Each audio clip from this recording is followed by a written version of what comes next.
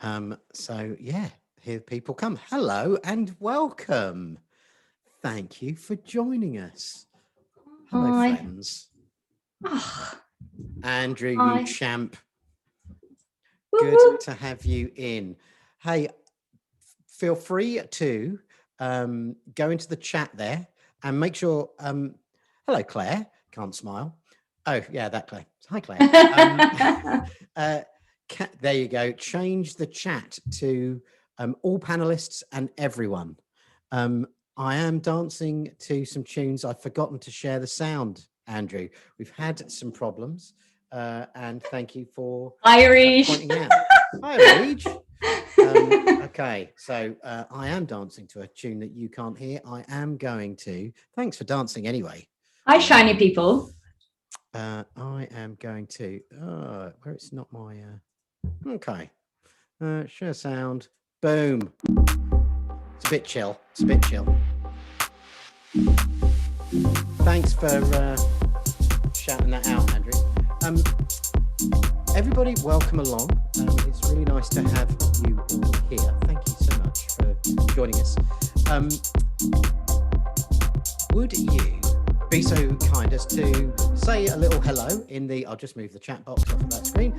Say hello in the chat. Tell us where you are. We've got quite a few people who claim to be from America joining us all. They may well watch a recording. Northern Ireland, that's good enough. There's an ocean between us. Well, there's amazing. Hello from South Wales. Lovely. Where are Chief and Mr. Doug? First important question asked. That is true. We will bring them up in a second. Talking, in fact. Yeah, Toronto. Chief is here. Spain. We like a bit of Spain. Nice work. Portugal, Southend. There's glamour, Andy. There is glamour. I once won a set of saucepans bingo in Southend. You're welcome, they said to me. I love the fact we've got 2 or 3 people from Portugal. This is good. Yeah. Today is we are talking about email, but most importantly, the annual. We're talking about animal companions because obviously Marette has the fabulous Bramble, who I believe. Yeah. And I haven't got Mr. Dog. He's too old to come on webinars anymore. He's upstairs. But I do have the Chief, who I'm going to bring up so that you can say hello to him. Maybe he can say hello to Bramble. I'm going to bring up the Chief as this yes. At 9. Amazing. Come on then. Here we go. Here's the Chief.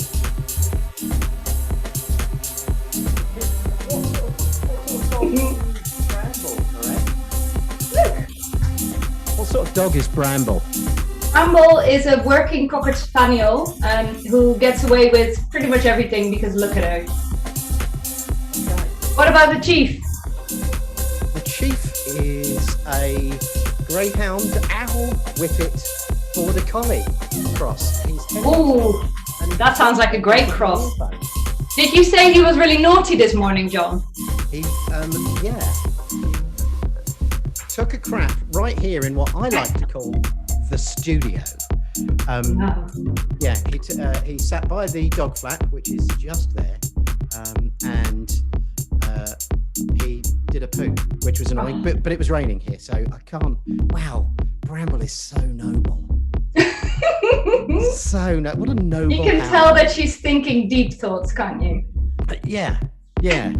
She you can tell she hasn't been looking at Excel spreadsheets full of search terms all day or wrangling. Exactly. She's freshly minded. Exactly. It is. Thank you, Anna. We'll take that. We like a bit of complimentary stuff in the chat. Does anybody else have an animal companion with them today? Or in general. If you do, Chief, if you could drink quieter, we are online. If you could, hey, tell us what the name of your animal companion is. That'd be good. Yes, I want to know. There is a prize for the best one. I don't know what it is, and I probably can't send it to you. It might be a song. I'll just sing a song about the best. I'm hoping for at least one parrot. One parrot. You are all automatically muted. Yes, no one can speak. You can only type it into the chat.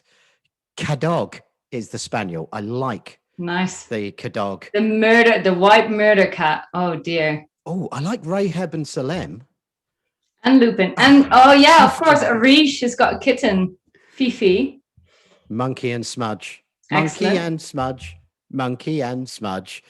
That's Rosie and Jim. That's not a song I've made up. Oh, I like a lurcher. Besnick. Wow. Besnick. Andre the Giant. Andre the Giant must be my favorite. This is excellent. Shall we just go through the chat for this whole talk? This is great. Puppy and kitten. Karen Thomas apparently has great tits, and the odd Robin. Thank you, Karen, for giving me the also opportunity. Blue tits. Come on now. Yeah, well, it's winter. Stitch, a French bulldog. Thanks, Andrew. I'm glad that Karen set it up. Andrew applauded. All of us should be ashamed of ourselves. In fact, the first time I ever spoke to Marette, she was in the chat, and I told her to fuck off. And here I am. So the tone will always be low here. Little monkey. Thank you, Age. We remember. Hashtag never forget, right? Yeah, right. I think we've done filling while people join us. Thank you so much, everybody, for coming along and putting stuff in the chat. Before we fully get started, when I do a kind of stilted intro to the camera, we all look uncomfortably at our shoes and feel appalling because I don't really know what I'm doing. Yeah, we're hiring. We're probably hiring for 2 or 3 roles over the next 2 or 3 months. As we bounce back from what was a pretty dark place in April and May. We're way too busy, which is fantastic. And we need kind of a data analyst, SEO, nerdy type person. If you're interested, do send me an email, john@noisylittlemonkey.com. If you misspell John or Noisy, which people have a tendency to do, then you won't get the job because that's not the level of attention to detail that we need. But yeah, if you know anybody who would like to work at a place where you get, thanks, Roberts. If you know anybody who would like to work at a place where we have this kind of logo, we do this kind of stuff, we talk to the clever people like Marette, and we're a HubSpot Diamond partner, we do lots of SEO, all of that kind of stuff. I'm actually not appreciating the jokes about how because I'm about to horribly mispronounce Marette's. So yeah, this is great. Thanks. This is really good. Joan. I have to say, it is. I like Joan. Anyway, that's enough advertising our new role. We haven't got a job description yet. It just, like, if you've ever migrated a website, if you've ever migrated not SharePoint, God, I'm about 1,000 years old. If you've ever migrated Microsoft Dynamics to HubSpot, or if you've ever integrated Salesforce with HubSpot, or if you've ever done keyword research so much that you can't remember the exact phrase that you started with, and you have no understanding of all of the words now that are going past your face in Excel. Like, I was doing it for snooker tables once, and eventually I couldn't even think. I was like, what? Words don't mean anything anymore, do they? What is a table anymore? What is a table? So if you've ever been there, we could probably do with chatting to you. Don't need super high level, don't need super junior, somewhere in the middle. I think we're looking to pay about 25 to 30 grand a year. You can be anywhere in the world as long as you don't mind coming to Bristol occasionally. And if you mind coming to Bristol occasionally, you definitely can't have the job because we love our city. Right, that's it. That's enough of that prattle. Wow, I only had 10 minutes to do that and it's 15:10. So now we are recording, and I need to now do the introduction for the people who've signed up but haven't joined us on the call. So, and I haven't done this. I didn't do this last time, so I've forgotten how to do it. But I'll go, and then Marette will just talk like we normally talk. Yeah, sounds good. Around when I'm doing the introduction. Okay, I do the wave because you can easily see that on Adobe. Oh, brilliant! If we both do it, perfect. Okay. Hello, welcome to Business as Unusual. The webinar, don't do a big in the introduction, looks unprofessional. Well, I've done it.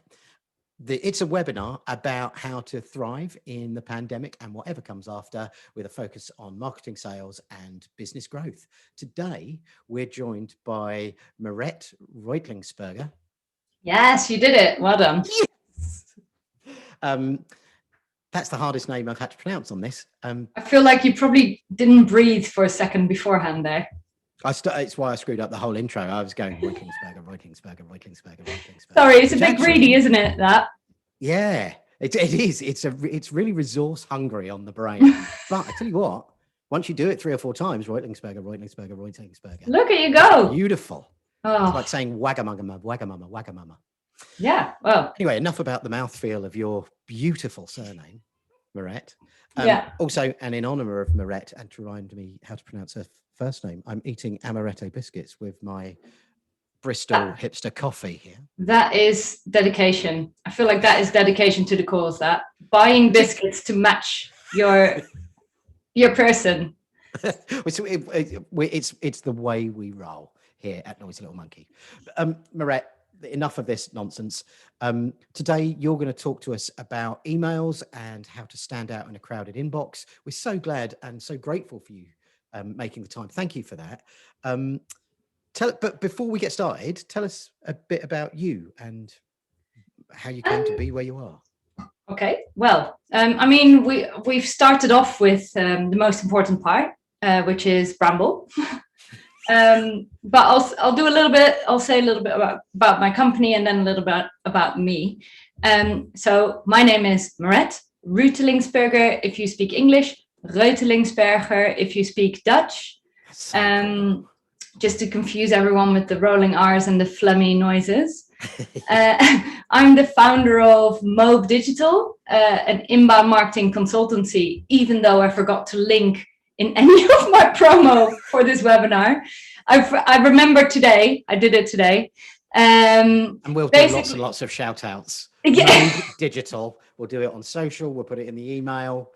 It's going to be great. We know exactly what we're doing. How to get people involved. Anyway, I basically specialize in telling a business's story in sort of 2 ways. So the first one is on the website using SEO. So making sure that the website can be found and that we're sharing useful information online, as well as capturing interested people's information. And to sort of then increase our conversations and our relationships, we use digital comms. So we use email marketing and marketing automation to make sure that we share relevant information with the right people at the right time as well. Well, you've met the CMO of our company. So Bramble is basically our head of marketing. I asked her to make some time free for this webinar, especially, which she kindly put some time in her diary. And so, yeah.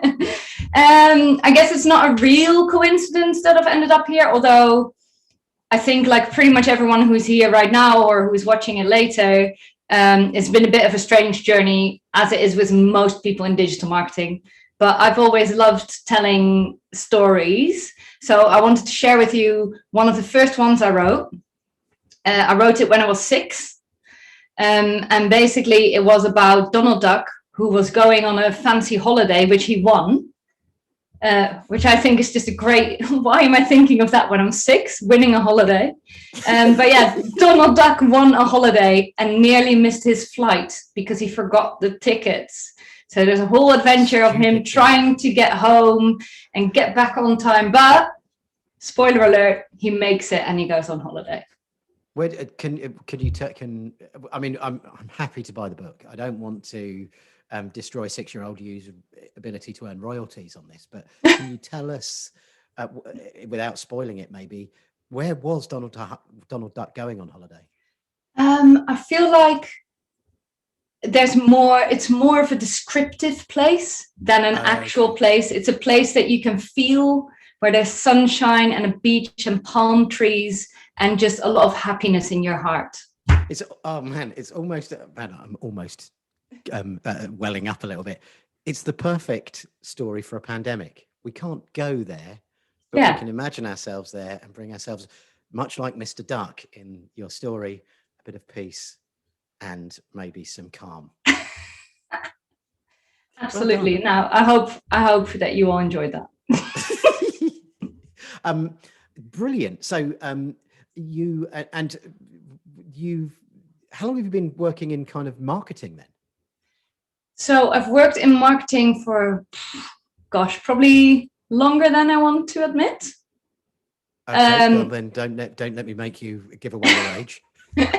I started off probably about 8 years ago in an in-house role, which was great because it gave me a really good overview of how to really go deep for a company.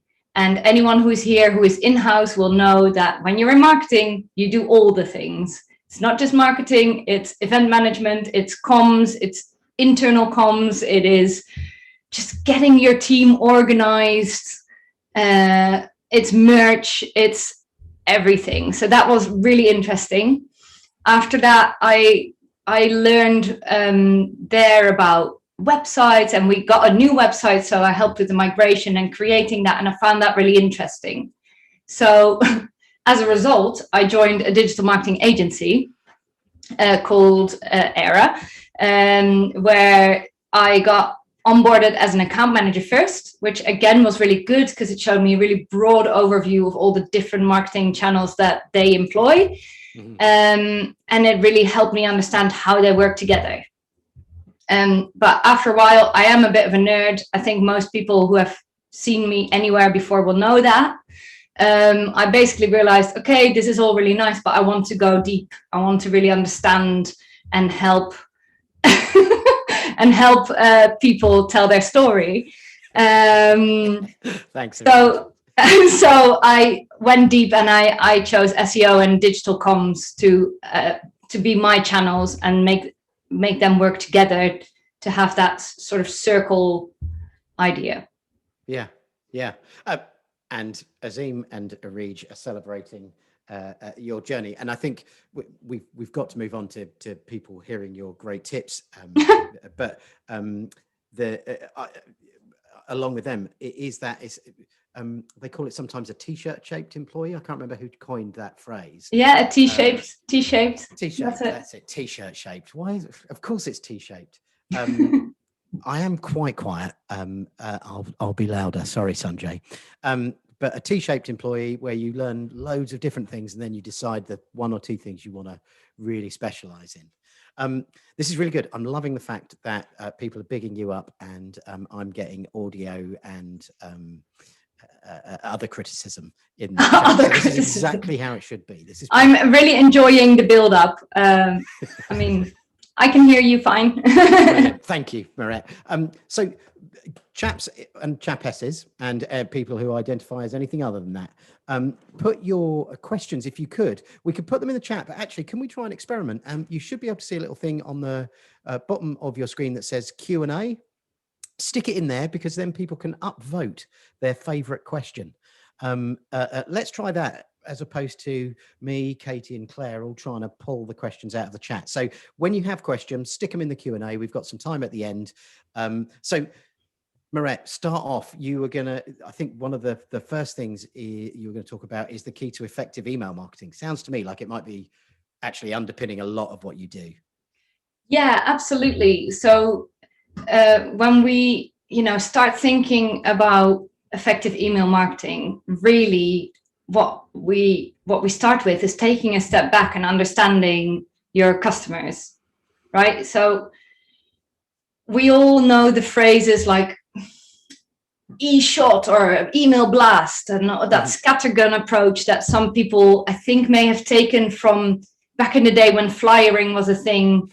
So it's just like, throw everything against the wall and some of it might stick. I don't know.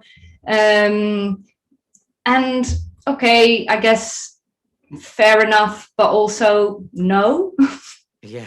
We live in 2021. Not fair enough.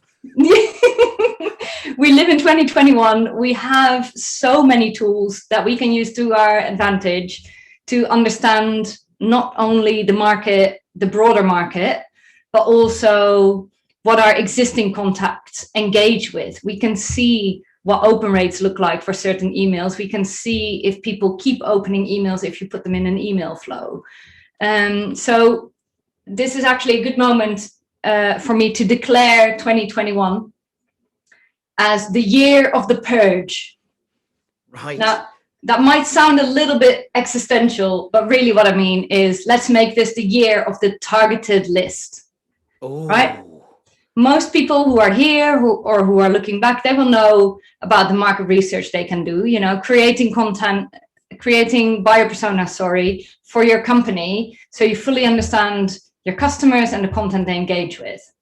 You can just a few off the top of my head are ask your existing customers. So schedule interviews with those who are happy with your product or those who decided against buying during their buyer's journey, and understand how you could have helped them better. In actual fact, take that a step further and talk to your team. Like talk to your sales team, talk to your customer service team. They will have templates ready with frequently asked questions that they just copy and paste. And that's content that you might not find in keyword research, but it's the questions that people are actually asking your company. So basically get a step ahead and answer the question before they even know they had it. And you're great. Like check on your competition and see what they are doing, and then reflect on whether that would work for you. It might not, but equally, they might be using some tactics that you've forgotten about. And I guess like use your social stats as well. There's so much demographic and information hidden about the people who are engaging with you on pretty much any social platform's insights page that you can really use to your advantage. So that, I mean, we all know this kind of stuff. I just thought I'd repeat it anyway. Well, I can go on rants about customer research. And people, so lots of people on the call will, but lots of people who are new, like we were once, don't know this, and their boss is saying to them, well, you need to go and do this. We need to, our email never works. Can you make it better? And, excuse the dog running around. Our email never works. Can you make it better? And this is kind of like, oh, okay, maybe if I try some of these things. So I'm really glad. Don't worry that sometimes it feels a bit beginnery. If we don't start where it's important, if we don't get our foundations right, our building will be wonky. So cool. So that's about your target audience. But what I also want to talk about is like creating an anti-persona. Because, well, actually, John, I don't know if this is possible, but I think we should do like an audience participation moment. So I'm going to ask a question. Yeah. And I want everyone who's watching to raise their hand.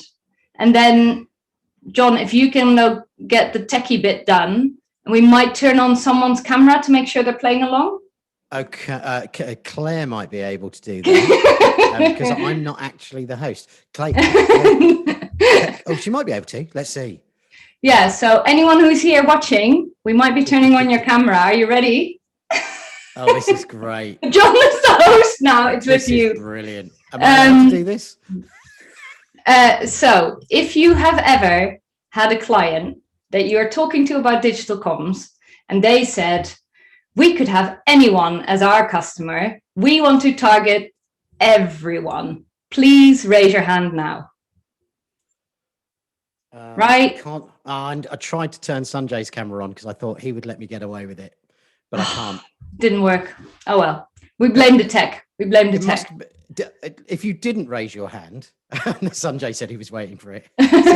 He's my go-to guy for anything that's a bit dodgy and I need someone who's going to forgive. If you didn't raise your hand, put it in the chat. But yeah, I've heard that millions of times. It's so frustrating. Isn't it? Because sure, and especially with e-commerce, I can understand that you go broad, but you don't want to target everyone. If you sell trainers, then you're probably not targeting corporate professionals. Yeah. If you sell gin, you are probably not targeting teetotalers or children. Yeah. Yeah, absolutely. And hardly anybody's targeting people over 80. Well, Yeah. I mean, that's a loss, isn't it? But it's a loss. Yes. Yeah. Absolutely. But, sometimes it is hard to know who to target. And I totally get that. And you have, you might have a corporate professional who is also an avid runner. So they might still fall into the target audience, but you wouldn't want to talk to them as a corporate professional to get them on board with your trainers. Yeah. Yeah, absolutely. So how do you go about creating the anti-persona? So basically, it is essentially like a buyer persona, but it basically reflects your least favored or lesser desirable customers. So that can be built on behaviors or demographics or real life situations that you've encountered, which basically means that they will not be one of your happy paying customers. Yeah. If I sell Dutch sweets to the UK market only, why would I target someone in Brazil? Exactly. It's just not going to work. That's not my persona. I don't want to ship. We have a couple of them at Noisy Little Monkey. We've got one. Yeah, we've got one called Dickhead Dave. Excellent. Because they've got to be alliterative. That's the laws of HubSpot, isn't it? They have alliterative personas. Dickhead Dave. So he's a negative persona, right? He is, yeah. Yeah. Because it felt a bit rich calling a positive persona a dickhead. Although I wouldn't put it past you, I'm going to be honest. One time we got our forms wrong and all of the persona names were public and all of their external facing names were internal. And someone said, I'm not a dickhead Dave, but my name is Dave. I'm like, oh, shoot. And then we got another one that is Startup Stew, which is, well, we do work with some startups. Actually, if you're a marketer and they can be quite difficult to work with because they don't know where they're going yet. Yeah. And so you kind of, as an agency, we're a bit slow for them. And so while they might be potentially very profitable, actually we know we don't do necessarily our best work with them unless they've got lots of funding and have already got lots of people on and we're much more scale up. So that's the kind of thing. And it's easy for people to kind of come up with those. One of the ways we used to come up with them is by asking the sales team and going, who do you really not like selling to anymore? Yeah. Worst customer. And they're like that. Oh, Barry. Oh. Man, I wish we'd never sold to him. It's a nightmare. Or the customer. Oh no, Barry the Belter, I'm sure. Yeah. Sorry, I'm No. That's exactly. You're illustrating my point perfectly because you're not, by creating anti-personas, you're not wasting time building strategies. You're not wasting marketing budget on like the wrong people, and it's almost like a pre-qualifier like that, isn't it? Yeah. So. And we should probably move on to thinking about engagement, perhaps, which means we're cutting this bit a bit short. But thinking about engagement, creating an anti-persona, excluding those people from your list, because 2021 is the year of the purge. Year of the purge. That's what I was making a note about earlier. Yeah. That should begin to give you a bit more engagement, right? Exactly. And while we're talking about email engagement, I am going to do a super quick throwback to the legal time we had to all purge our lists. Because in 2018, obviously GDPR law came into place. But what I want to say about that is it's not actually such a bad thing. I completely understand that people are sad about their lists that they've acquired one way or another. But what we're ending up with is smaller but more engaged lists. So again, you are removing people from a list who were allowing you in their inbox, but were probably deleting it every single time they got it. And, at the moment, everyone's working from home. They're on their phones, they're at their desks. So we're seeing a real increase in digital marketing generally, but especially in email marketing. And that is awesome because there's loads of stories to tell, but it also means that the inbox is a crowded marketplace. So you need to make sure that you stand out. So tip number 1, know your audience. So that's what we've just been waffling about for 15 minutes. Goodness. It wasn't waffle, Tip it was one. quality content for these people. Tip one, what we just talked about. Awesome. We can But move straight basically- on to tip two. It helps you send better targeted, more personalized emails. And, you know, there's plenty of proof that using personalization sees increased open rates. You know, if you use a name in the subject line, generally speaking, you can look at 26% higher open rate of the email. So that's 26% more people looking at your email already. Then if campaigns are segmented based on user interest, so again, you are further targeting who you're sending these emails to, we tend to see up to a 74% higher click rate. So that's people who have already opened it and then click through to your offer or your website. That's loads of people. Huge number. That's huge numbers. So that's like main tip: personalize, like understand your audience and then personalize to them.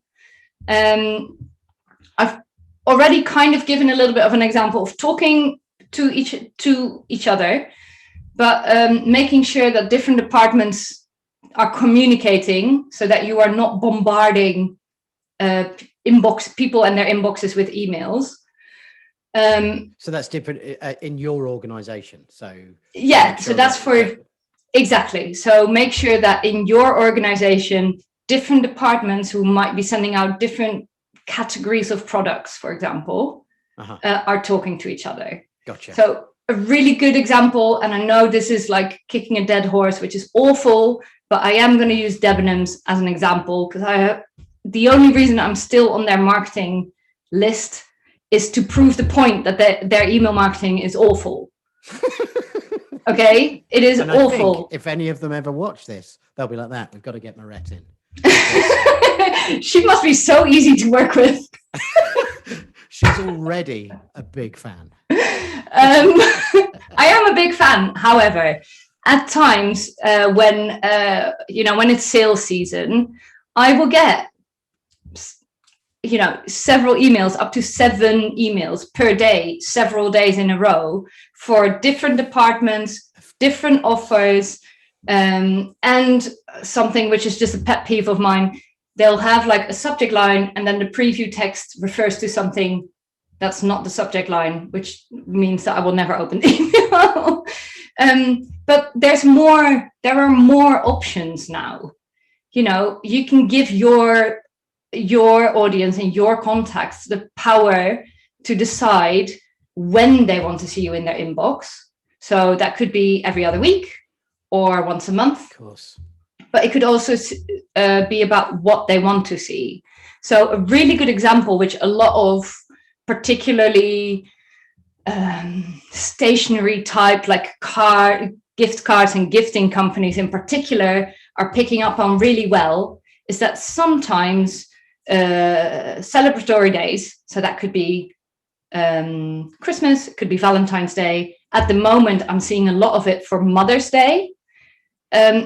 Those are days which could be really painful for people because they may have lost their mother, they may not have a good relationship with their mom, or for whatever reason, they don't want to see it, but they do still like the brand. They want to see their other emails still, So this is a great step forward where companies are emailing you to say, hey, if you don't want to hear about Mother's Day, let us know and we will stop emailing you about it. And you're giving your contacts the power to decide when they want to see you and what they want to see. And perfect. And in the real world, that builds so much positivity around the brand. I hear it so often, particularly one of the problems about working at Noisy Little Monkey is it seems that everybody's parent dies reasonably quickly after they join. We have a terrible mortality rate. We're all quite buoyant about it though, which is why I'm so flip. We all discuss the different businesses that give us the option to opt out of that stuff, and we slag off the ones that don't. absolutely slag off exactly. the ones that don't. And just as an aside on that, actually, if you're doing, we work with a few companies that are doing big mailings, and it's really easy to send out the same sort of stuff, but for people who, to people who've been buying a lot of vitamin D and stuff like that, and they appear then and buying baby magazines in Sainsbury's or whatever, they then start to get marketing about 3 or 4 months later for people that would typically be in their second or third trimester, and you can just buy the list, and it's a suppression list, and you're not allowed to mail it, but it just goes, if you've bought a list like that, or if you have a massive list, you can suppress everybody who has requested that they don't get any marketing about babies, and which is so, it's just, it's the nice human thing to do, but you get so much positivity around your brand for doing so. Yeah, exactly. And there's lots of other examples as well. For example, Adidas. I never know. Am I pronouncing it right? Adidas? I say Adidas, but that's Adidas. Because I'm from the 70s London. Adidas. Everybody else says Adidas. Okay, well, that one. Right. It's a Dutch brand, isn't it? Yes. Is it? I didn't actually know that. Yeah. Brothers, I think. Think Dutch brothers, Adidas and Puma. Anyway, shut up, John. Oh, well, I'll look that up after. But they are very good at, when you sign up for their newsletter, they ask you a few questions, but in a very easy way. So by the time I signed up for their newsletter, they knew that I was a female, that I enjoy running and I enjoy hiking. And so they tailor their email to exactly that. When I get emails from them, there will be women in the pictures. It will be people climbing or hiking or running. Arish is just mentioning Bloom and Wild. They are excellent for making sure that you are comfortable with their comms. Absolutely. Yeah. I think they were one of the first to really get it right? Yes, I think so. Adidas is German. There you go. Says Marina. Thanks, Marina. Yes. Sorry. Yeah. Bloom and Wild, fabulous for that. Absolutely. So it's all about giving your contacts the power, which means that when you do appear in their inbox, they'll be like, oh, hi, this will be something I'm interested in because I've told them what I'm interested in. So that's tip number 2, is give your contacts the power. And tip number 3 is A/B testing. Testing. You can always improve how you speak to your contacts. That could be visually, it could be the language used, it could be, do you use emojis in your subject lines? Do you use image CTAs instead of text CTAs? There's so many different ways of finding out what works. And one precautionary tip, I guess, is only test one thing at a time. Right. Just, if you're gonna do 2 subject lines, don't change the email. If you're gonna change an image, don't change anything else, because you won't know what made the difference otherwise. Yeah. Right. Yeah, if okay. it either was John wearing glasses and a noisy little monkey t-shirt, or it was John with a hat, no glasses, and a coffee in his hand and a purple t-shirt, then how would you know which one performs better? They're both going to get 100% open rate. I wouldn't actually be surprised, to be fair. I think we both would be very surprised if they got even close to 1%. So yeah, each 0%. Oh, you're being burned, John. Well, also I set myself up for it. So yeah, testing, but just one thing at a time.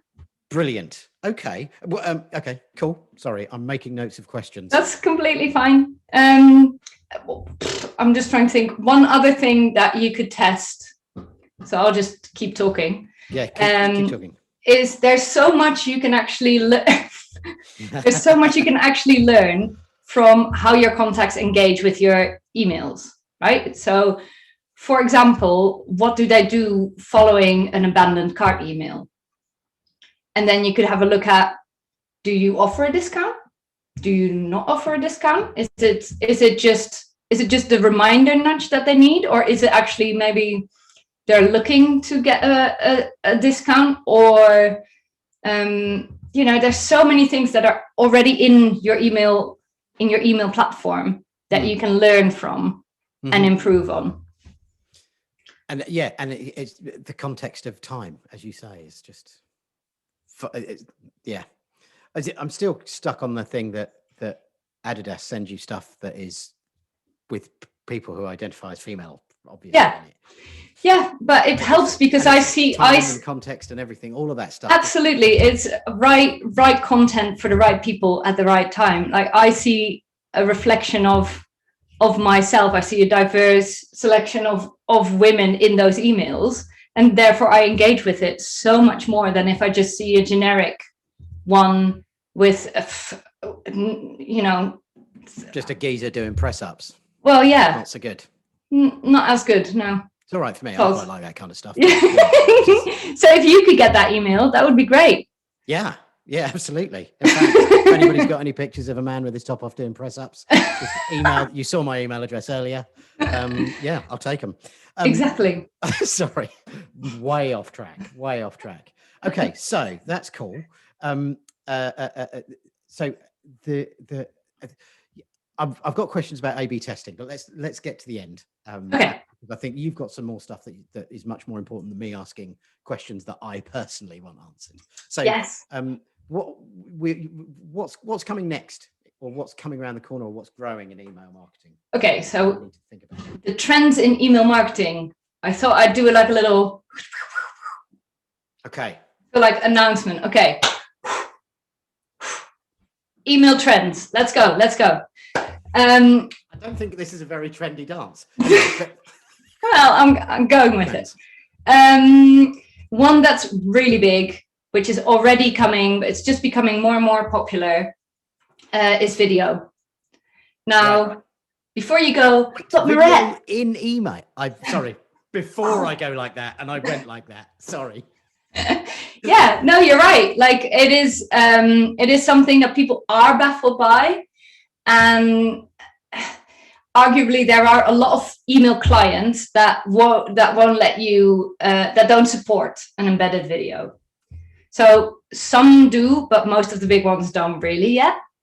If you want to be like super thorough, you can embed a video in your email using HTML5, and then put a placeholder like an image or a GIF in place for those using an email client that doesn't support it. Yeah. However, it would be easier, and an easier workaround would be to either implement a very visually appealing image with, we all know the play button sign over it, so that it's clear, say click here to play, or create a GIF, not dissimilar from the one that was made about me. Oh, which is one of the classics. And that was used in email. So there you go. Case in point. You were going to say it. So that is a great workaround because you show a moving image, which will then entice people to see more of it. Yeah. So absolutely, I would recommend starting to use that and moving images. People get so many emails. It's definitely a way to stand out. Yeah. Second email tip. There we go. Second email tip, like it. Ooh, I just saved that. Trend. It's a trend. Yeah, it's a trend. Trends. Second email trend is. How is this a sign for trend? Is the rise of marketing by person rather than a company. Oh. I know that we've chatted about it before, but we're seeing this a lot right now. We're seeing that companies are hiring brand evangelists. They are hiring, they are adopting a more personal strategy. Mm-hmm. So, at HubSpot, for HubSpot CMS, you've got Luke Summerfield, who's all over it. He is the face. He sends the emails. He does the webinars. He is that person. Friend of the Even show. Though there's a massive team behind him, I'm sure. He's a great guy. Yeah. fantastic guy. Yeah, you're right. He's the face, isn't it? And do you get emails from him? Do you? Yeah. I don't get emails from him. Oh. Maybe I do, and I just know that. But this is awkward. I'm sure Luke isn't just trying to. All right, moving on. Another great example is Shopify have recently started working with Kristen LaFrance, who is this amazing woman. She, I think she's in Canada, definitely North America, and she is just an excellent person. She has built up this real following, this real engaged community on Twitter around email marketing for DTC brands in particular. And Shopify have brought her on board. She's now got a podcast series called Resilient Retail. She's still really engaging on Twitter and is just an all-round awesome human. So that is very much where Shopify have gone, right, this is someone who can be an evangelist for a brand. A hot off the press announcement is that Val Geisler, who, if you're into email marketing, you will be following her on Twitter. She is awesome. She had her own business called Fix My Churn, specifically about making sure that your email marketing is up to scratch, and customer research and digital communications. And she has been hired as the brand evangelist for Klaviyo. Ooh. Klaviyo, just for those who don't know, is an e-commerce focused email platform. Yeah.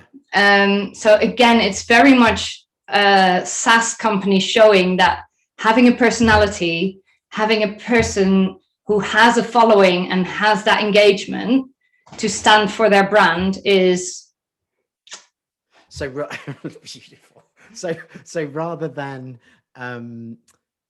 it being marketing at insertbrand.com, it's because not all of us can afford an influencer.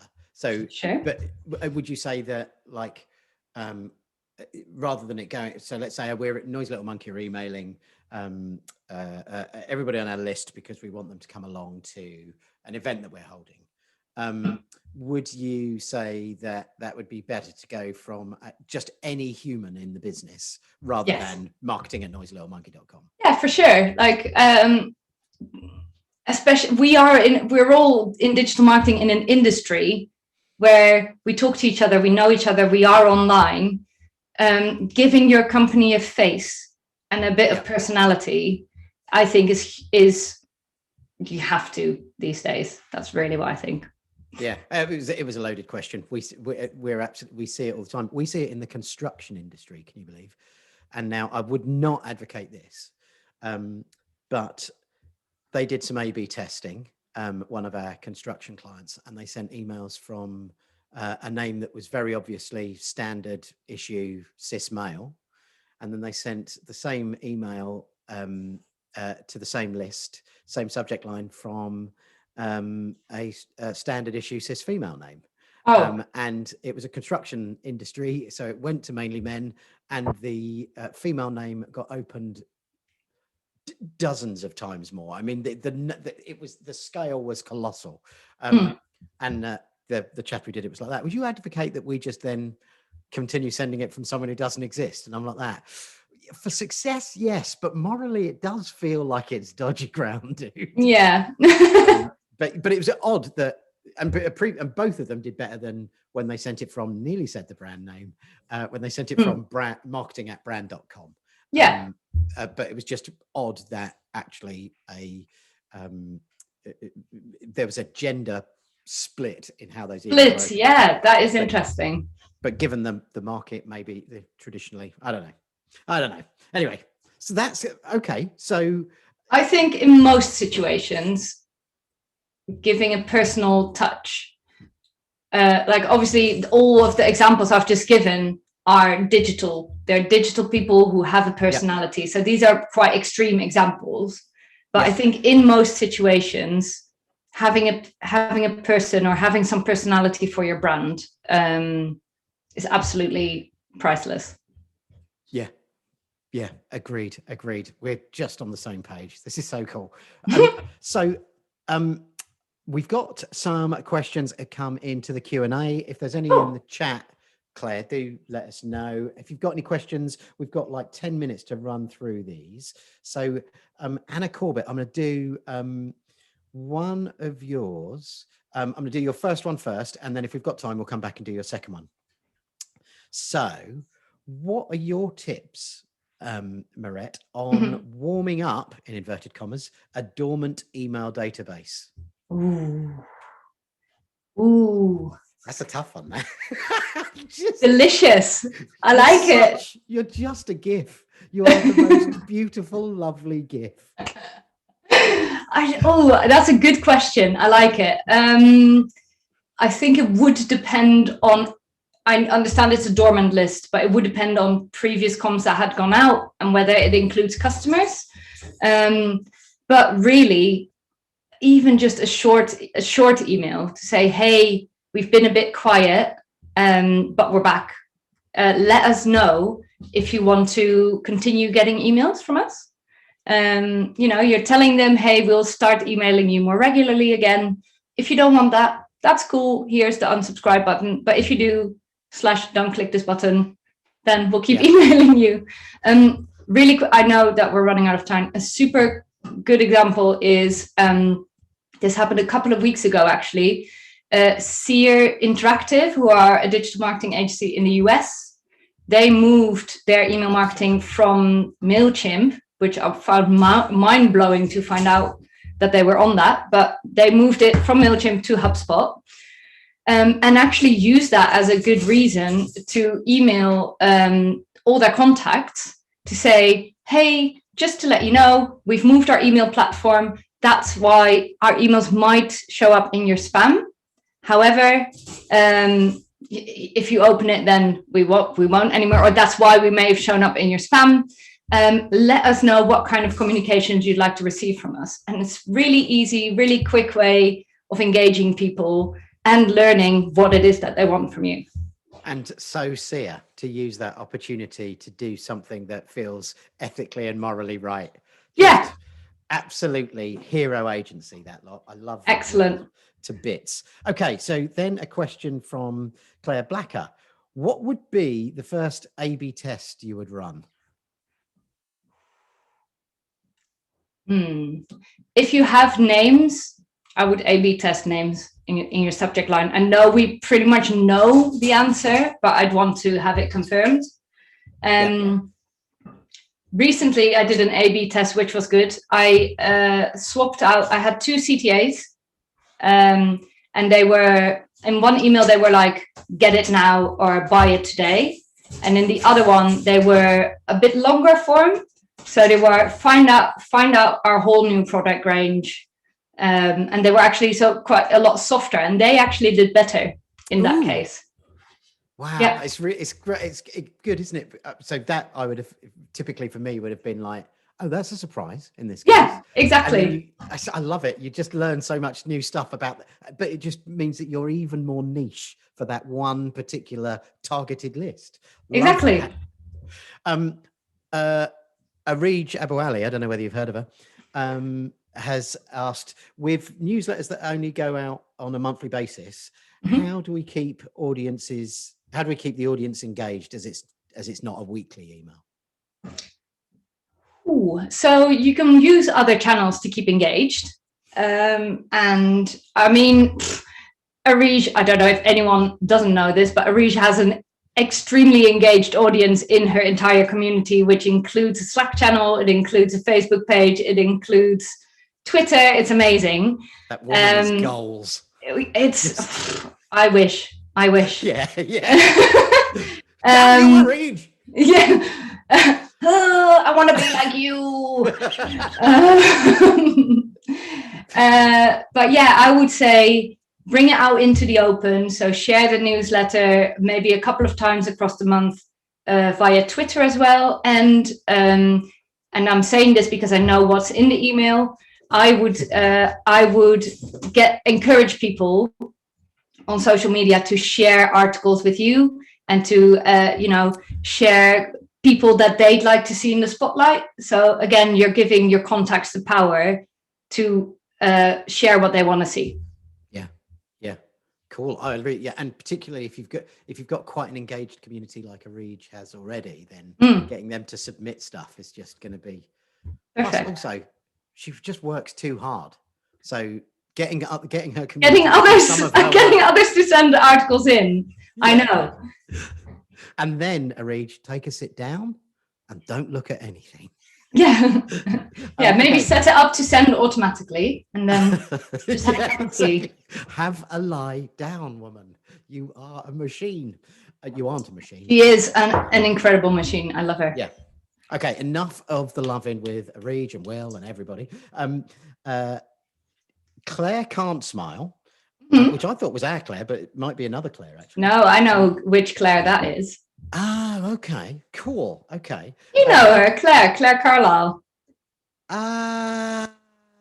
Okay. Got yeah. There's other reasons why I thought it was another Claire. If you inherit a list, says Claire Carlisle, for example, when you start in a new job, and you have responsibility for email marketing that list, but you're not sure how the opt-in process has worked, how would you approach that? Ooh. These are great questions. Oh. Okay, I'd probably first things first, I'd look at the oldest contacts on that list, and if they're pre-May 2018, I'd probably say get rid. Yeah. And then actually do something similar like the warm-up email. Just send a quick note to say, hey, we've been quiet. That is presuming that you can't talk to anyone internally to actually ask. Yeah. I'm presuming that the predecessor knew and took that knowledge with them, and didn't put it in their handover. Yeah. Which I hear is a popular thing. I know that can be quite difficult to get over the line with the boss or the customer sometimes, because they go, oh, it doesn't matter, no one's going to get us. And I think there is that. I don't have an answer for that. How you convince your employer or you convince your client. Well, in our case, I've got an answer for how we convince our clients. We fire them, which is why we're a smallish agency. Get out. Yeah, exactly. We're not spamming these people. We're a data processor. Yeah. We will also. Well, I mean, you have the law on your side, so you can just say, look, we're not allowed to contact people who haven't opted in. Therefore, we have to make sure. Yeah. So you can always hide behind the whole. Hide behind the law. Yeah. I really didn't know we were going to go here. This is great. Okay, so we've got time for one more, and I'm doing them in order. But I think Mariana, whose name I got wrong earlier, sorry, Mariana. She said, should a newsletter always be one-way communication? I think with one of your answers, you indicated that no, it should be two-way.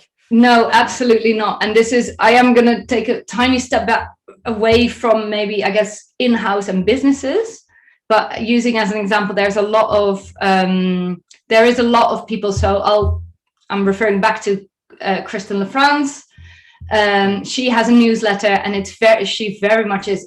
It's a two-way street. So she'll share with you, but is asking, give me feedback. What do you think? Another example is a course that I'm following at the moment called Grow Class, who are amazing. Their email marketing is absolutely on point, and during the course, it's really great as well. So they check in with you regularly. They make sure to point you to lesson material ahead of time and stuff like that. But again, they very much ask for, tell us what you need to know. Tell us what you need to, what you need in order to make this a success for you. Yeah. Cool. So yeah, absolutely. Okay. We are at time. This has been brilliant. For people who are about to leave, Mirette is going to put some stuff on Twitter. Where do you find you on Twitter, Mirette? On Twitter, you find me under It's Mirette. And you'll probably see a GIF of me floating around, because I would imagine John or Claire will share it later. You're one of the most difficult people on the planet right now. But yeah, I'll bring all my thoughts together and everything that we've chatted about today, and do a little tweet storm later. And I'll add all the references. I'll add all the people that I've mentioned. But before we go, just a massive thank you to John and Claire and Noisy Little Monkey for having me. I've had such a laugh, and I said earlier, I said this off recording, and I'll say it on recording. We've been chatting quite a lot over the last couple of weeks, and it's brought a lot of positivity and laughter to my day. So thank you. You are too delightful for words, madam. Thank you for that. And as I said to you at the time, you reap what you sow. You sow a lot of positivity, Mirette. So thank you. Always going to come back to you in spades. Jeremy and anonymous attendee are two questions that we haven't got round to answering. Three questions we haven't got around to answering. What we'll do is we'll tweet them to you, perhaps. Yes, and then that sounds good. Your answers later. I'm sorry we didn't get round to them. Thank you so much, everybody, for joining and being so flipping delightful in the chat. Thank you, everyone. This was great fun. Cool. Thanks, Mirette. See you, everybody. Bye. Hopefully the recording ends now. Bye.